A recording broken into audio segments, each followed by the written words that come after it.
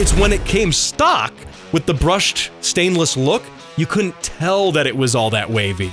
But when you make it shiny by vinyl wrapping it in something glossy, you can see all of the waviness and unevenness in that metal. I put that up on Instagram. I got over 100,000 views on that. Nice. It was like 15 seconds of me going, gross. That's weird. And that's you would not believe the amount of hate and pushback that I got. I didn't even take like an opinion in the video. It's all right. Here's the challenge out there for a Tesla owner. Paint it blue or green so we can get that dumpster can look.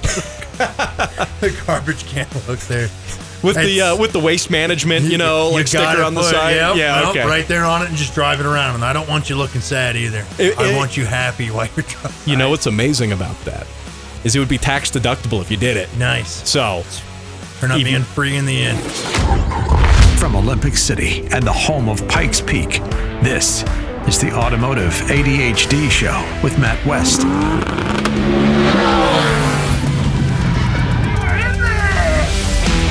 And here we are, rocking it on the Automotive ADHD Show. Matt West here, talking cars with you on the weekend with a special guest joining me in studio. We're doing something a little different today than how we've done it before. I have sitting across from the table here, Jim Miller, just a guy, but he's not just here for one segment or two segments. We're doing the whole show together, and we're going to talk a little bit about Toyota and some of the crazy things going on there with their warranty stuff. I talked about that last week. We're going to get Jim's reaction to that and more, as well as a few other things that might surprise you, because I know they're going to surprise me, because I have no idea what we're going to ultimately going to go with it. This is usually a very prepped show. I don't know if you can tell about the sarcasm there, but usually it's very prepped, and we're ultra prepped now that we have Jim Miller here as well. Just a guy. He ran for mayor. You can hear him on the radio here in Colorado Springs as well.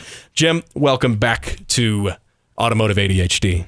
It's good to be back, Matt. Good to be back, and I'm glad I'm a special guest, not a regular guest. Special guest, emphasis on special. So, yep. And of course, we're here in the studios at AM 1460, The Answer. But you can hear this show on several radio stations across southern Colorado.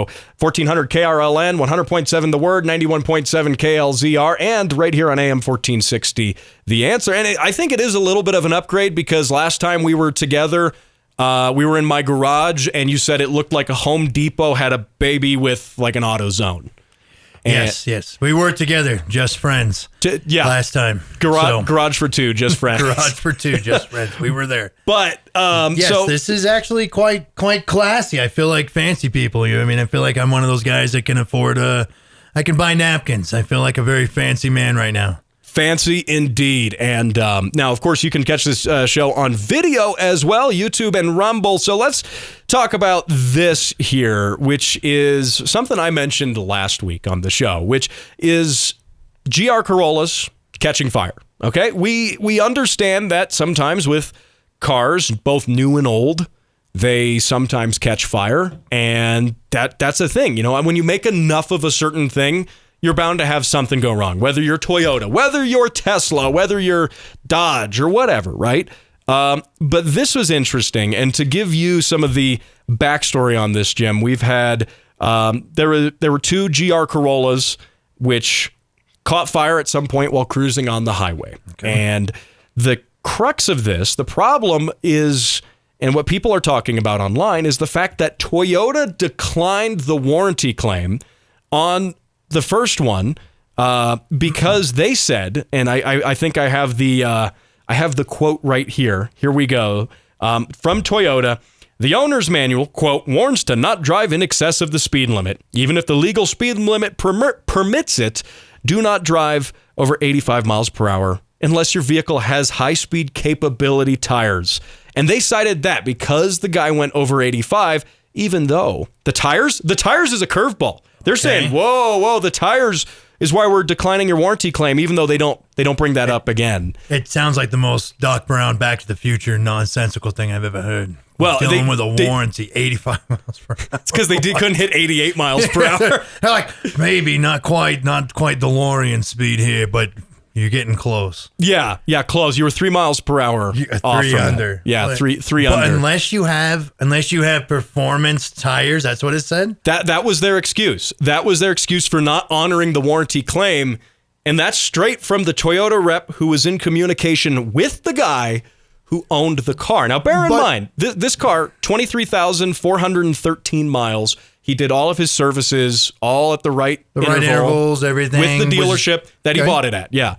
And they're saying that they're declining that warranty claim. Now, you're a big Toyota guy. You've got more Toyotas than I think anyone on this planet. More Toyotas than friends. More Toyotas than friends. So, and definitely a lot of old Japanese stuff. But as, someone who has a lot of old Toyotas, though, as a Toyota fan, you could say, I think fan's an understatement. But what do you think about that? I thought those GR Corollas, I thought when they bought them, they got like a track experience or something along them lines too, right? Wasn't that part of the whole sell thing with it? Yeah. And it's not unlikely to go over 85 miles per hour on a track. Especially with any kind of decent straightaway. Yep. So does that mean it instantly loses its warranty, or is that part of that performance tire thing, or they give them tires for it too? Or so here's the or do you just, I got a track day, I went, voided the warranty, bam, it's done, and if anything happens, oh well, too bad, so sad.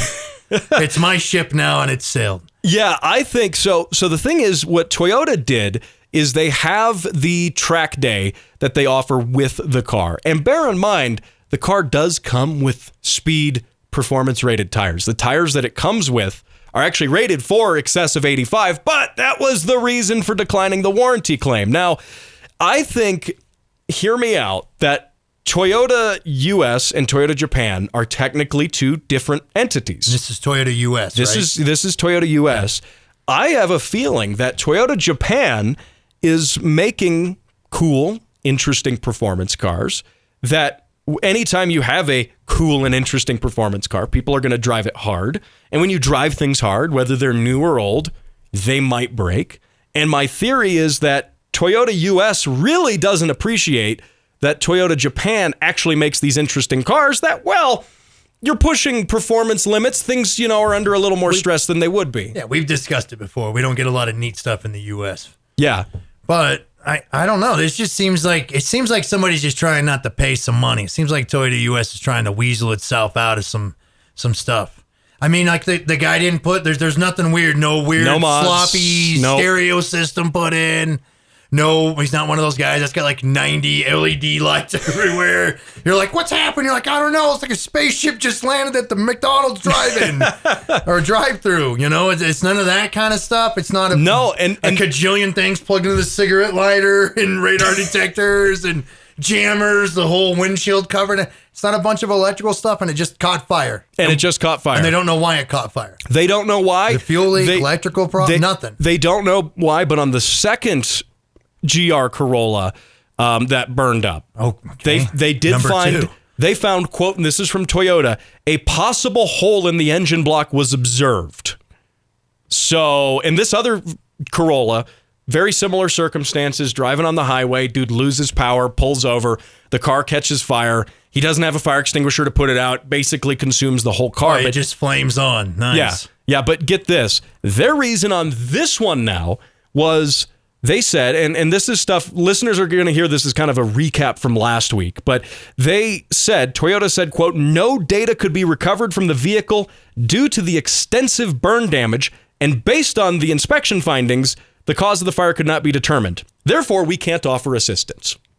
So because we have no information, we can't help with something, and these are people that have warranted vehicles. And how many miles are on the second one? The second one here had just a little over 9,000 miles. 9,000 miles? 9,000 miles. These are both brand new cars, and they don't want to honor the warranty with the thing? Is there more that we're not hearing about? That's probably the question here. They, from the owners who reached out to several people in the media at this point, they say, at least the owners are claiming that no, there's nothing else, no crazy mods, that the cars were as driven as they were intended. The only thing was on the first car, there was some minor damage to the front end that was reported on Carfax, and apparently it's because a piece of debris fell off a truck and scratched up the bumper cover. So he filed a warranty claim, and they repainted the bumper on it. Okay, so nothing major. Nothing major. This is just out of the box.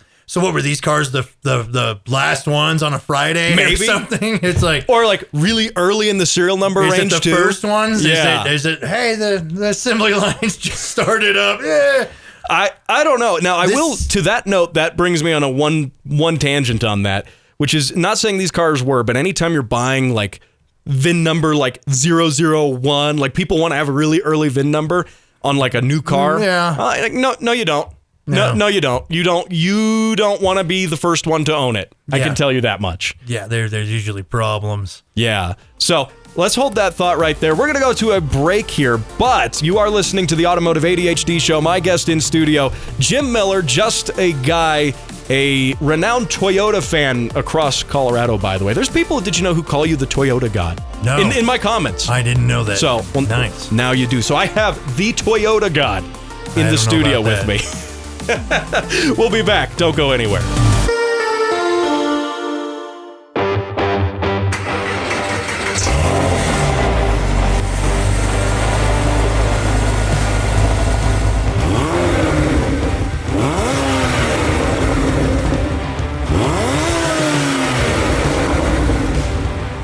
And you can send those car sounds into my show, facebook.com/automotive ADHD. Have them featured here on the show. Win some free stuff too while you're at it. Of course, you can win the Automotive ADHD keychain. And do I have it? I do. I've got one right here. I'm pretty sure he's got one over there as well. I do somewhere. And I'll wave it at the microphone as if the radio listeners can see it.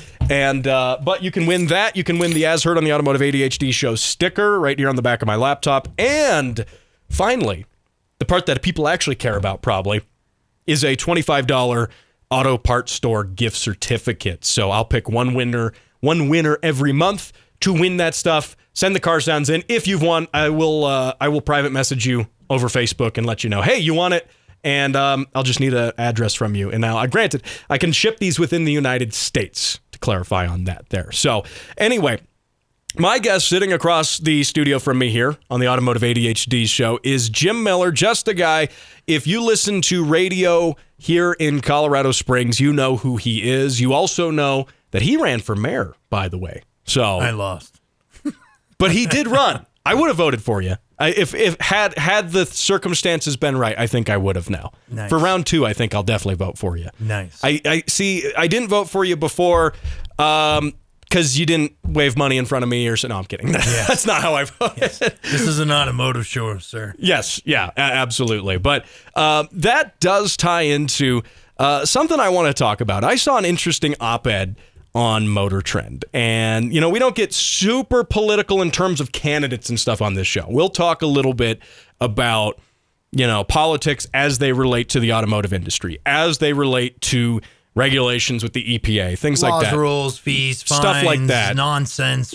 Don't do this with your stuff. No. Exactly. So, you know, we get political in that sense, but I'm not telling you about candidates or things like that. Obviously, we're in a presidential election cycle.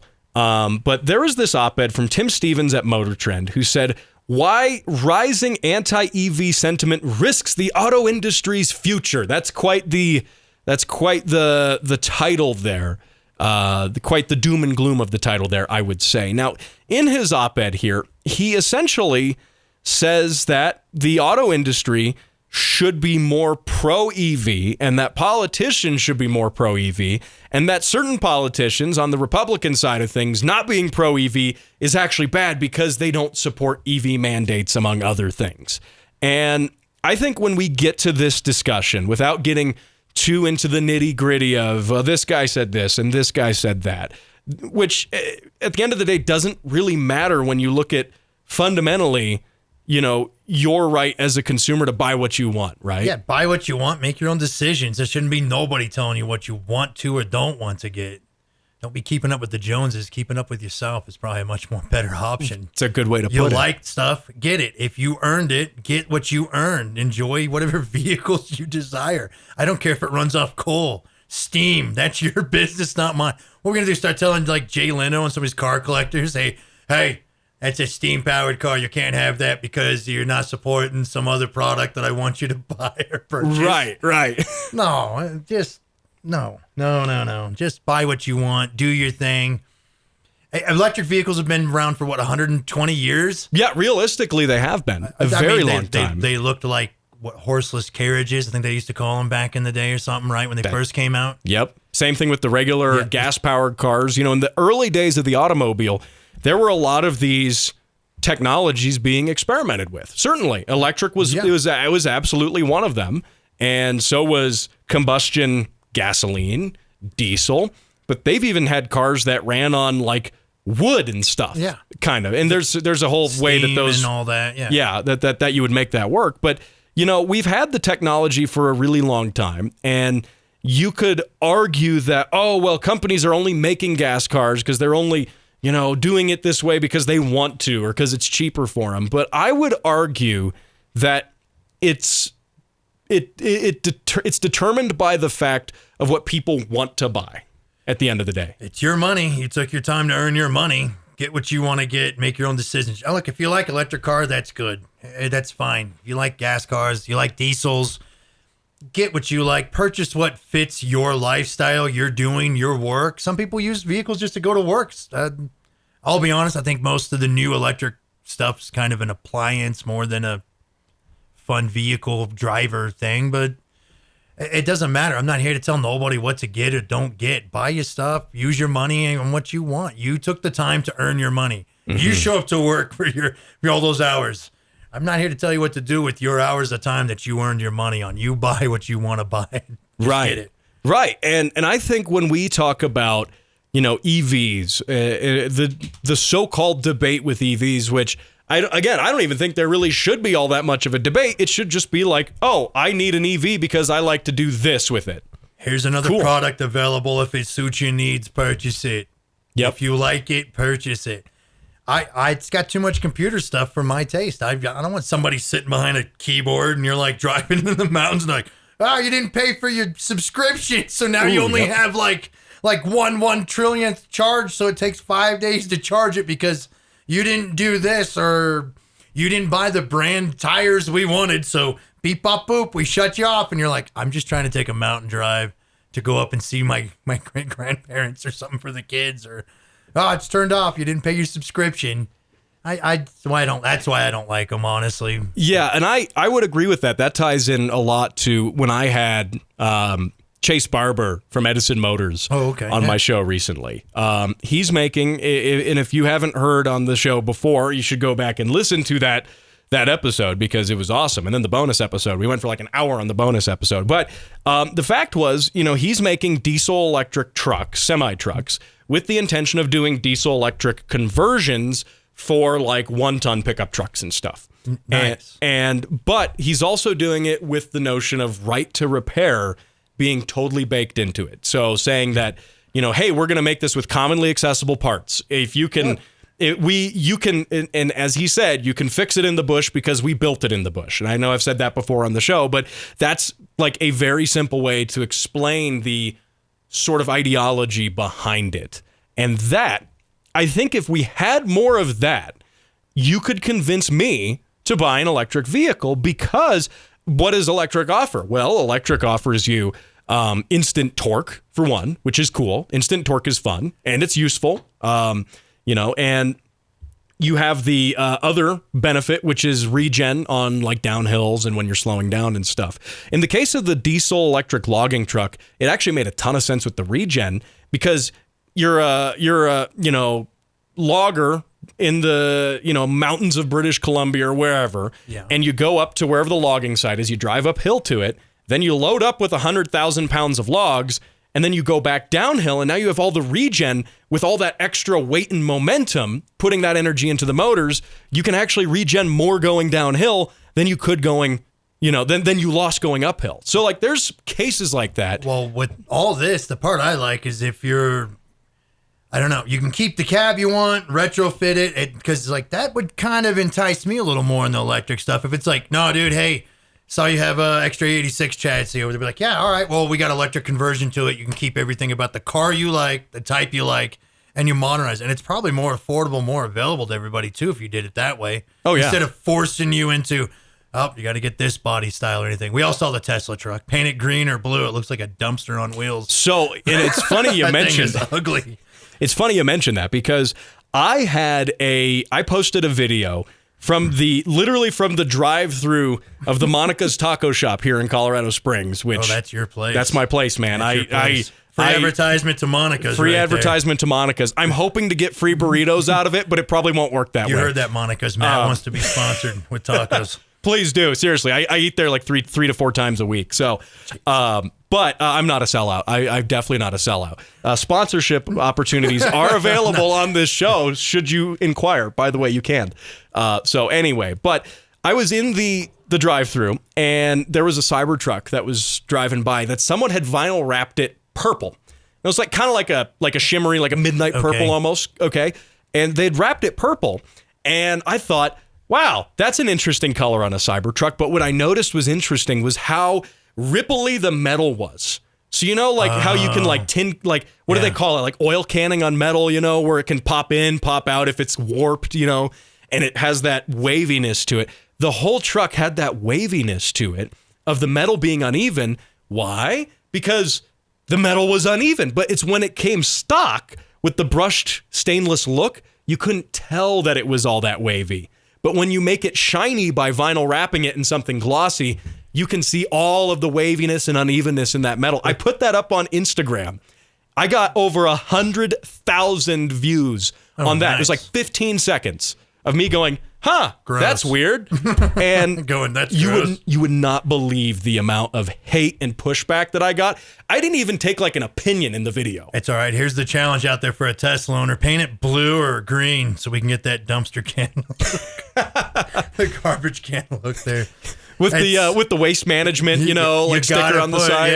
Okay. Right there on it and just drive it around. And I don't want you looking sad either. I want you happy while you're driving. If I was the owner of the local, one of the local waste management franchises, I think Springs Waste. I think that would be a really funny PR thing to do is buy a CyberTruck. Speaking of sponsorships, Springs Waste, you can sponsor my show anytime. Give me money, please. The show costs money to do it. I think you're right though. If it was like the owner of it or big management or something, be like, "What'd you do?" "Oh, I bought a Tesla CyberTruck.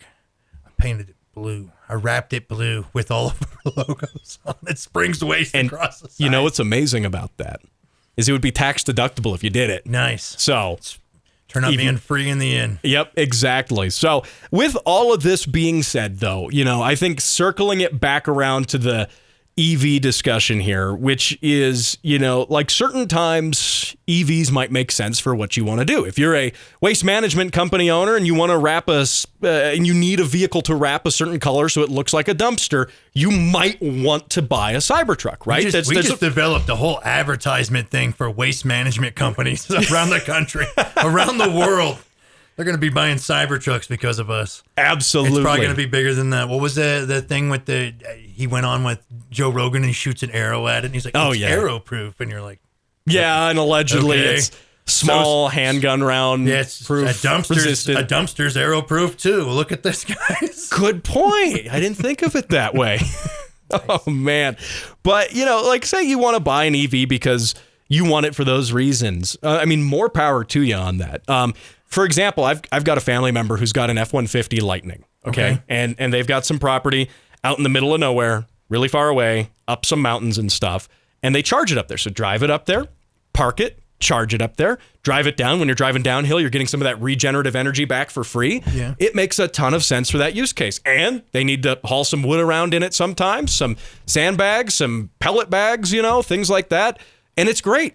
And it makes sense. You know what I do like about a lot of the electric vehicles? I like the it can like power a house kind of thing if the power's out. I have to say I do actually kind of like that. That is good. It is kind of nice. So if you have somebody elderly in the family and you do have an electric vehicle and the power's out from a snowstorm and it is something all-wheel or four-wheel drive that can get around in the bad weather, you could drive over and power up their house and keep your elderly family member either nice and warm and comfortable where they are, or you know, if you do got to bring them back, you could too. But yeah, I don't know. I've heard mixed things about how they perform in the cold and the bad weather too, though. I've heard it doesn't keep a charge as well and doesn't seem to track as good in ice and slippery stuff. But yeah, I don't know. I don't have a lot of personal experience with with appliance vehicles, if you will.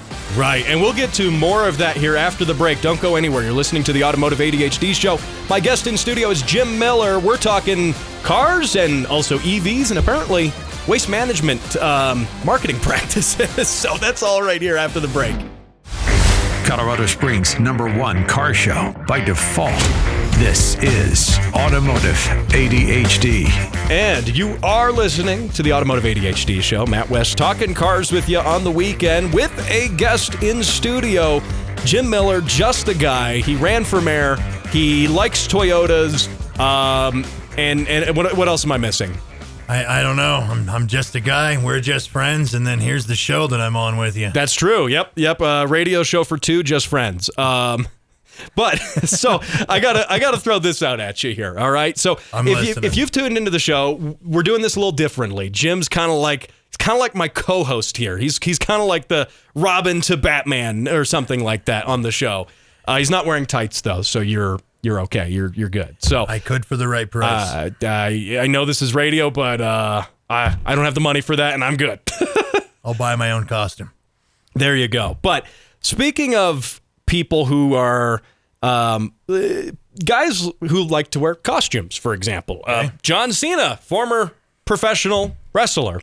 He has he did something kind of odd, for someone who's in a position of fiscal wealth like he is, fiscal abundance. He bought, and this comes by way of The Drive, hat tip to Nico DiMatteo from The Drive for this story. Nice. But John Cena bought a Lamborghini kit car.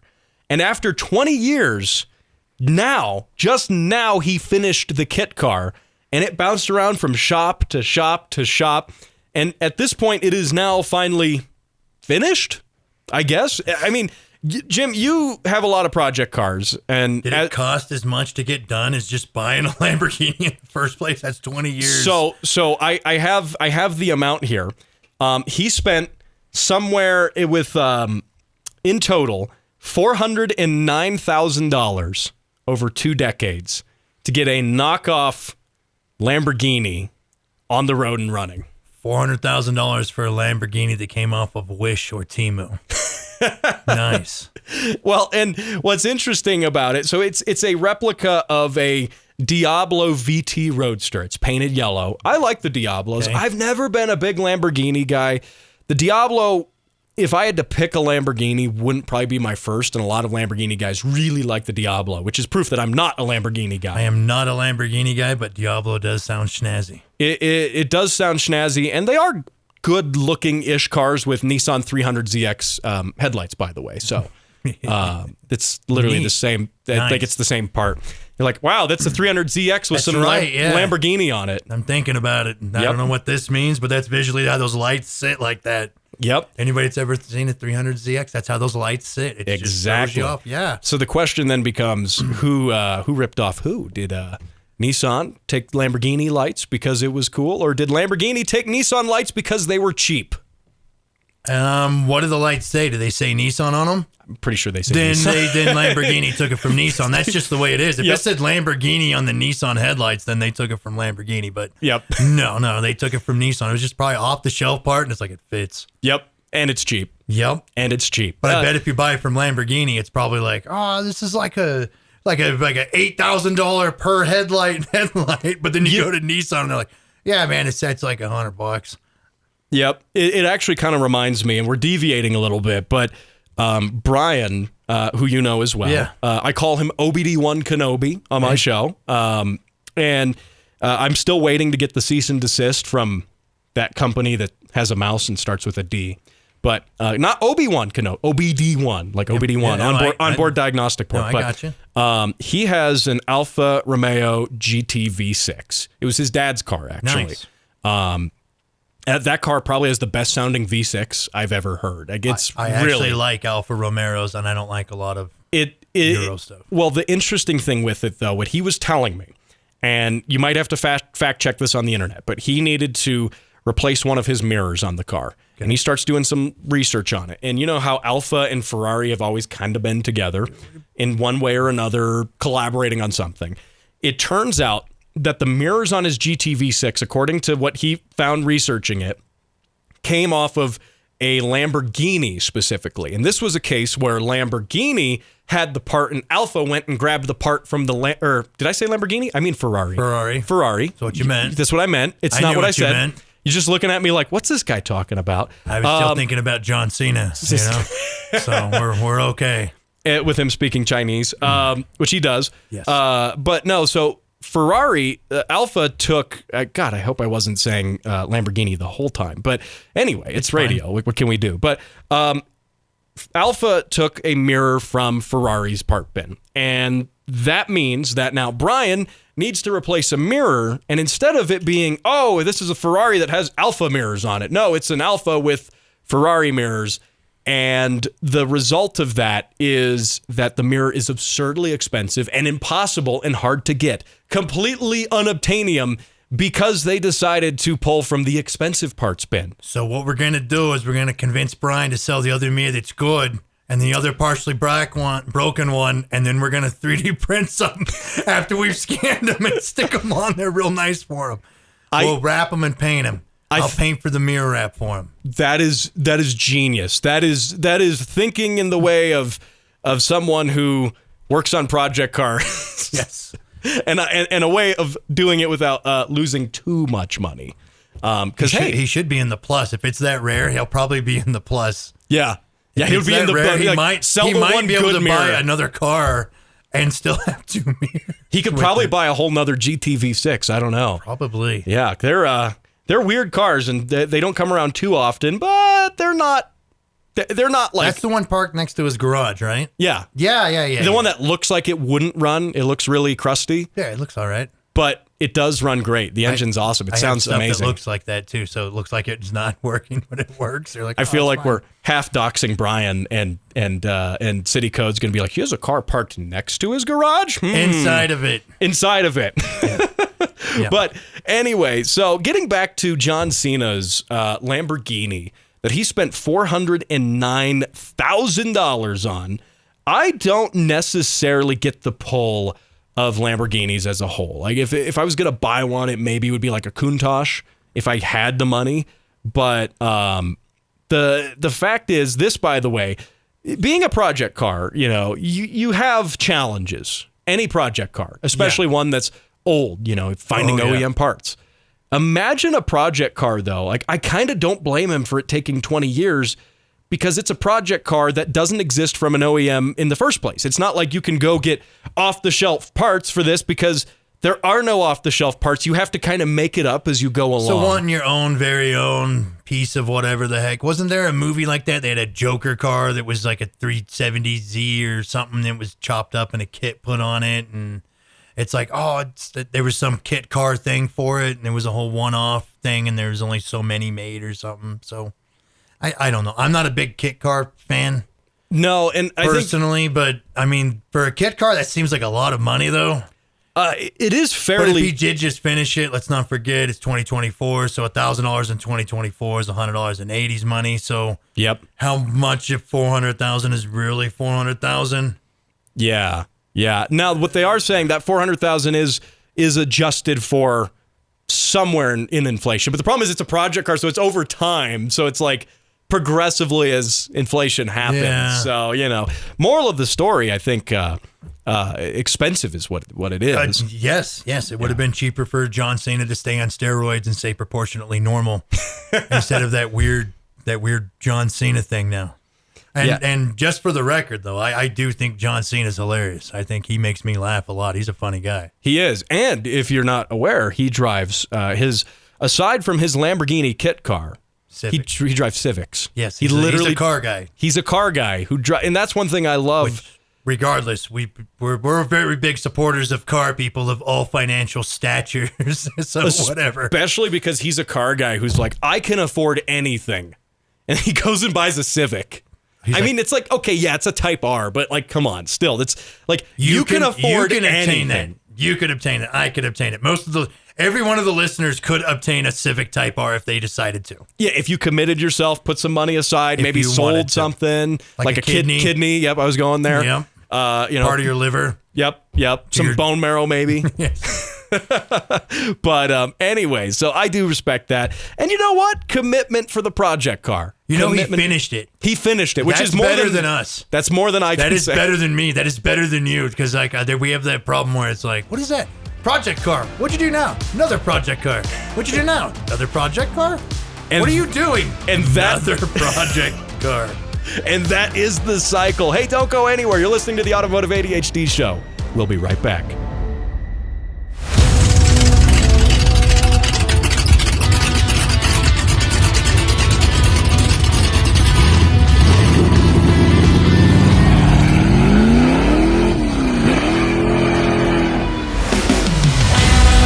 And we are back here on the Automotive ADHD Show. Matt West here with Jim Miller, just a guy. He ran for mayor, by the way, and you can hear him on the radio here in Southern Colorado frequently. But we are talking cars today, and of course, talking with Jim. And we'll talk politics about when you're running for mayor next and stuff. Obviously, no. But Jim, I wanted to. I just saw this here during the break.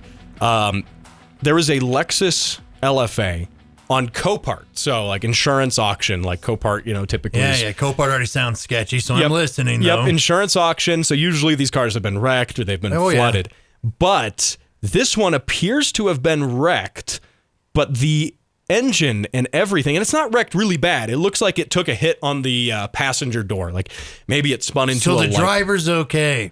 Yes, hopefully. One would hope. You never know with these Copart cars, but the fact is, the Lexus LFA, if and listeners are unaware, this is Lexus's perhaps greatest automobile, their pinnacle, their halo car. Yes. That, this was Lexus's supercar. They spent over a decade just developing this one car, and it's got a 4.8 liter V10 that does 9,000 RPM, and it was developed with the help of Yamaha, by the way, who has developed a lot of stuff with Toyota. The 4A GE as well. Yamaha makes good heads. Actually, they even did the Taurus, the SHO. The Taurus, SHO. Yes. Yamaha's been around. They've been around. Good dirt bikes too. Good street bikes as well, but better dirt bikes than street bikes. Oh yeah. Well, and they really Yamaha makes pianos. Yeah, and they make the engine in the V8 Volvo XC90 of all things. So, okay. Like, why? That's way more your realm. That's Volvo stuff. That's all you. But that's one of those. It's amazing, though. It's a curveball. But they helped design this engine. And here's what's interesting to me is this LFA, which, they're incredibly rare. They're impossible to get. They only made so many of them. Ones that are, and they went out of production very quickly. There was sort of just a short run. And people have on these cars, they've sold for a huge amount of money now. Yeah. Right? Because the LFA was new back in I think 2012. And that being said, this one, which does appear to be, I hesitate to say totaled. It's got some damage to the rear end as well, but it is currently on Copart for $40,000, which makes it a prime candidate for a motor swap. Taking that LFA, where are you going to get the 9,000 RPM V10 out of an LFA and swap it into a Celica? I don't know. But what year is this one? This one is a 2012. How many miles are on it? They're usually low miles. They're usually very low miles. I'm not seeing that they have the mileage Wasn't reported. there a thing with the LFA concept coming out? And it was around the time, too, they were talking about the Supra, so it was getting mixed up. People thought it was... Yeah, the at Supra the time. for a minute. It looked really good. And it was, that looks like a really good Supra. Then they came out with what we got, and they're like, In a sense, the LFA is a very exciting car because of the performance and the rarity of it. But in that sense, it's also kind of disappointing because it, at the time we wanted another Supra. It was basically another Lexus LS400. 10 years, great technology, yada yada. 10 years to come out, and it's outdated. Yep. Not only that. It's also even when it was new, a very expensive car. Yes. Not a car, not an affordable sports car. This is the one that, if I remember right, it was on, Top Gear or something, and Clarkson loved this thing. Yes, he did. Because I remember they came out, and he was driving, and he's like, I don't like that I like it, kind of thing. And he's like, but I really like it. That's right. I'm kind of flashing back, a little over a decade here, trying to remember some car stuff from over a decade ago. I'll wave there it is so you can see. Oh, okay. Yeah, that passenger side does not look healthy. You're going to want to take everything off of that Yep. Yeah, you know what? Though, if you do get it, go put that in one of those Mark IV Supra or Mark V Supras, huh? Those the Zubra, whatever it is, the BM Supra, the BMW, the BMW Supra, whatever we're calling it. I have a shell. Yeah. And an LFA engine swap for $40,000. Watch this come up on Facebook Marketplace. No low ballers. LFA V10 engine, just the drivetrain. Right. I think that would be sweet, though. So, I mean, I wasn't planning on talking about this, but I thought it was worth mentioning just because imagine the project car swap potential. Yeah, but it's Copart, too, so it makes it always kind of sound... Any of us that do car stuff know, like, Copart's like, it's either okay or it's garbage. True. That's just how it is. That's the Copart way. That should be their motto. And you have to buy it to find out. Yeah. What'd you do? I bought it. What happened? I found out. Yep. So I don't know. I think even this is one of those things. How do you value it? Because you know what? When was the last time another wrecked LFA showed up? When was the last time anyone had an opportunity to buy an LFA engine? Pretty much never. I don't know. In the history of these cars, I'm sure one's been wrecked before, but man, if you had to be a really, really good body guy to be fixing that, though. That's looking pretty haggard out. That's rowdy. I'm saying ditch the whole thing. I just want the engine. Yeah, no, I agree. And then we'll get Brian to tune it. Right. Yeah, there you go. On a $200 standalone. Nice. So Open cheap source for the win. Yep, a Speeduino or a Rusty FI. So, but that might be a good swap into a newer Supra. If someone's got a shell, a roller, just be like, "What did you do? I got this, and the LFA got you going in here. Throw a manual behind. Man, that would be. It would require some work, but. You'd be like, I have an LFA engine. People would be like, no way. And then you rev it. Okay, yep. It's an LFA engine, yeah. So anyway, moving on here. We got about 4 minutes left here, but I want to talk about something. I teased this last week on my show, and then I ran out of time, which is why I'm getting to it at the end of this show, obviously, at the very end. But this is BMW. Speaking of the BMW Supra, not specifically the Supra, but I am calling them out for that. But they have, and they did this thing a little while back where they had a subscription fee for the heated seats in some of their cars. And so like you pay a monthly subscription online and then you can use the heated seats, even though they're physically there in the car. They did that. That got so much backlash. They tried that, I believe, in the Korean market first, and that got so much media backlash. They're like, we're not going to push that out to the U.S. market. But as it turns out, this comes from Alex Kirsten at Motor Trend, that BMW has been doing this in the U.S. except with active suspension, their adaptive suspension. It's available as an option, and this is like really under the radar. It's available as an option, but if you buy that option, if you didn't like select it at purchase, they can go, we'll just add it on with the software update, meaning it's already there.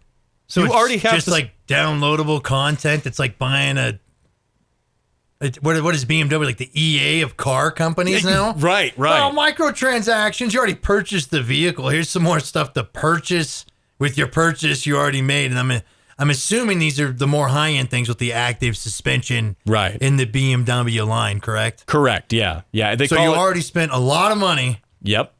And then they go, hey, man, I noticed you still have 6 years of payments left. Would you like to buy some DLC for your BMW? We're trying to become the EA games of automotive vehicles. Them and Tesla, because Tesla's famous for this too, where they have their autopilot feature, something the car is Didn't they have something with their charging too? Like if you didn't pay for something or you didn't do something the way Tesla wanted, it'd turn out being so it charges really slow then? Well, that's the thing. If you did some sort of unauthorized repair or something that they found out about, your own thing, you purchased an unauthorized repair on goods, on material that you own. Yep, there should be no such thing as an unauthorized repair when you are the owner. That's dumb. Yep, that doesn't make any sense at all. So you bought something to tell somebody, so somebody else can tell you what to do with the stuff you bought, and regulate on you about it. And Tesla's like, and you'll like it too, is what Tesla says. Now they do this with their self-driving. I was mentioning that, where if you have the self-driving, it costs you can either do it monthly or you can pay for it outright. But the crazy thing is, if the self-driving, and I've talked to some Tesla owners about this, if it decides on a whim that you're not paying enough attention, or you had to make too many weird, stops out of the self-driving motor, you did a certain action that triggered the computer to think you were doing something. I know I'm being super specific here, but if you did that, it can turn your self-driving privileges off. It can like revoke them like you're a kid. Like, nope, you don't get any self-driving for the next couple hours or until you stop the car and turn it on again. So the item you purchased will decide to ground you at will, at a whim.